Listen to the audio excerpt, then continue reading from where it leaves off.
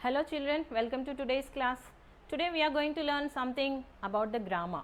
You know why there is a need of learning grammar, children? Because to improve our communication skills. So how we have to talk with others, what is the type of sentences we use, any grammatical mistakes we do or not. Sometimes we are not confident about ourselves. So when we get that confidence level, when we know the perfect usage of the tenses. So let's today learn about the tenses. What is tenses? Tenses means what? Tenses says about the time. The time is divided into three parts. What is that? First we have present tense, past tense and future tense. Again this present tense, past tense and future tense is subdivided into four parts. Children, I am repeating again, tenses. Tenses is related to time. Time is divided into three parts: present tense, past tense and future tense. These again three tenses subdivided into four tenses. What is that? Simple present tense, simple past tense and simple future tense. Simple present continuous tense, present past continuous, future continuous. Present perfect, past perfect, future perfect. Present perfect continuous, past perfect continuous, future perfect continuous. So these are the four, it has subdivided. So what is that I have filled in this board? How you remember the formulas in the mathematics.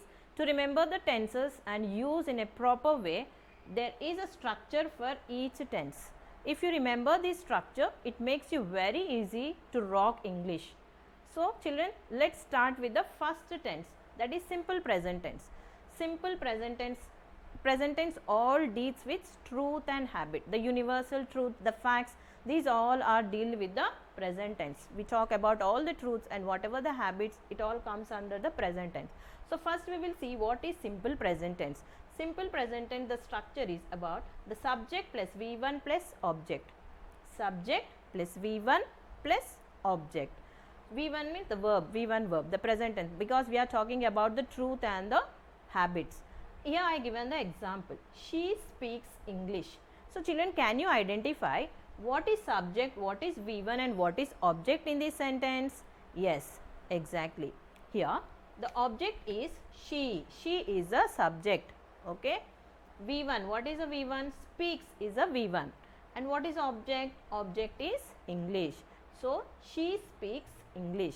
Can you write one more sentence, children? Here I have given you one more sentence. He plays cricket. He is what? Subject. Plays V1. Cricket is an object. So this we can continue as subject plus V1 plus object in simple present tense. This is a structure, children. Don't forget the structure. Remember the structure.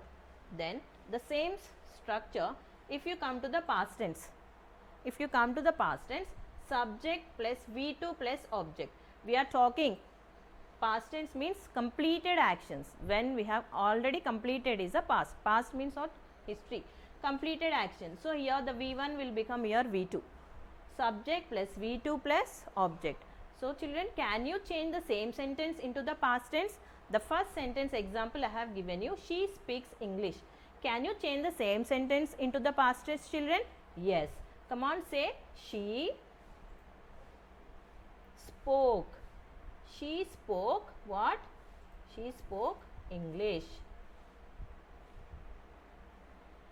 She spoke English. She is what here? Subject. V2 is what? Spoke. Object is what? English. Now next example I gave you, he plays cricket. Can you change that sentence here? Yes. He played cricket. He played cricket. In this way you can change the sentence. So what is the structure? You have to remember subject plus V2 plus object is the structure of the simple past tense. Now we will come to the future tense. Future actions which is going to happen in a future is called as a future tense. So what is the structure of that? Subject plus will plus V1 plus object. Subject plus will plus V1 plus object. Same example, can you transfer here into this structure? Yes. She will speak English. She will speak English. Subject is she, will, V1, speak is V1, English is the object. Is it easy for you children to change the sentences?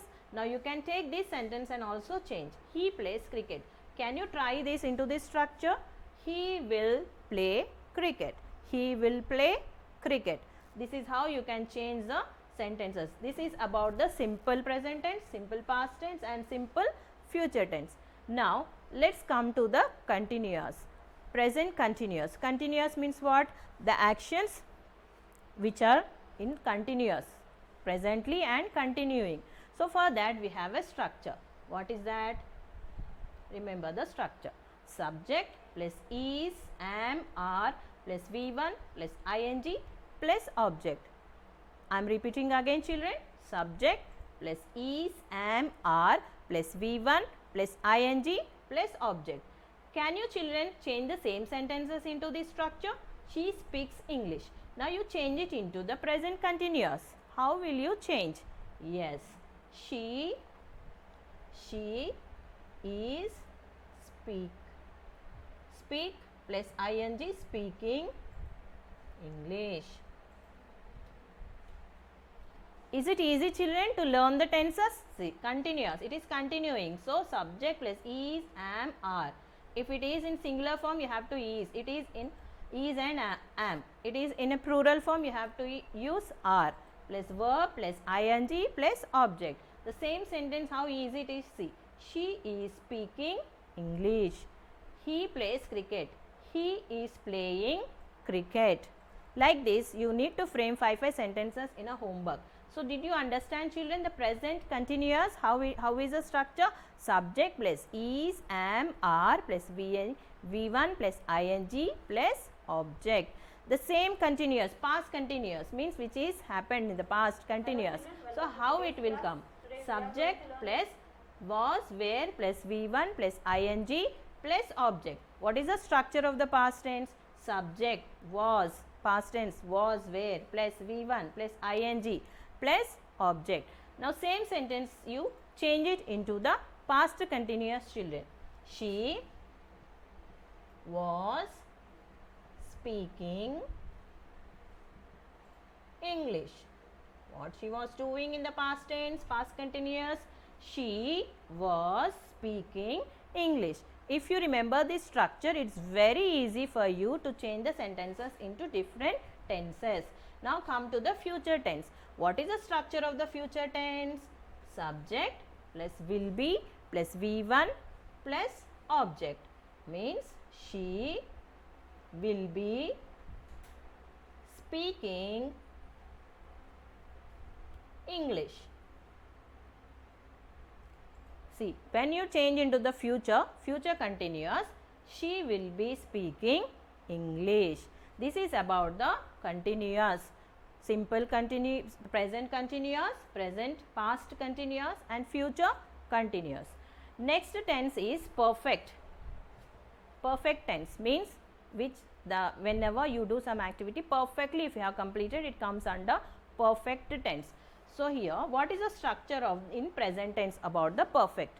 One, subject plus has or have plus V3 plus object. Now change the same sentences here children. She speaks English. She has V3. She has spoken English.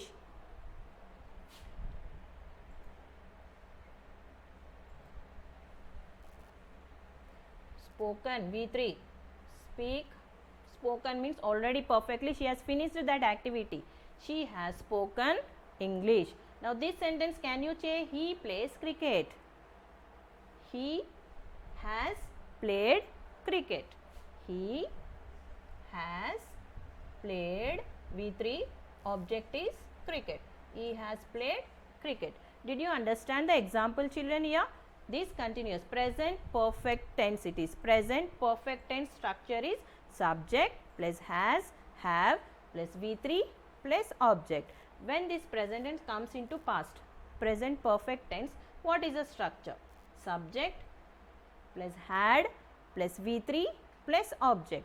What is the subject? Same sentence we will repeat here again. Subject is she had spoken English. See, she had spoken English. When you are talking about the past tense, when the action is completed perfectly, then you can say it as she had spoken English. When you come to the future tense, subject plus will have plus V3 plus object. In this perfect tense, one thing you have to remember, whether it is present tense, past tense or future tense, the verb will become into V3. V3, it will come into V3. Here has have, here had in the past tense, here will have will come. Will have. So here how you can change the sentence? She will have spoken English. This is about the perfect tense now. Next, last one is perfect continuous. Present perfect continuous, present past perfect, past perfect continuous, future perfect continuous. First we will see present perfect continuous, means the action which is perfectly completed and still in the future also it is continuing. Then what structure we have to use for these? Subject plus have been plus V1. Have been, still it is V1 plus ing plus object. Subject plus have been plus V1 plus ing. Ing whenever comes it is continuing still in. This is object. Now same sentence we will repeat again here, children. She have been speaking English. How you can change it? She have been speaking English. Means presently it is action is completing and it is still continuing. So next come to the past tense, children. When past perfect continuous, what is the structure of that? Subject plus had been plus V1 plus ing plus object. Subject plus had been completed plus ing continuing still object. Same sentence we will change. She had been speaking English. She had been speaking English. This is present perfect continuous. The last is future perfect continuous. What is the structure of the future perfect continuous? Subject plus will have been plus V1 plus ing plus object. The same sentence again we will change into future perfect continuous, children. She will have been V1, what is the V1 form? Speak plus ing speaking. What is the object? English. Exactly. She will have been speaking English. So children, these are the structures. If you remember the structures, 4 into 3, 12 structures are there. These 12 structures you need to remember, then you can rock English. So before I wind up this session, there is a homework for you.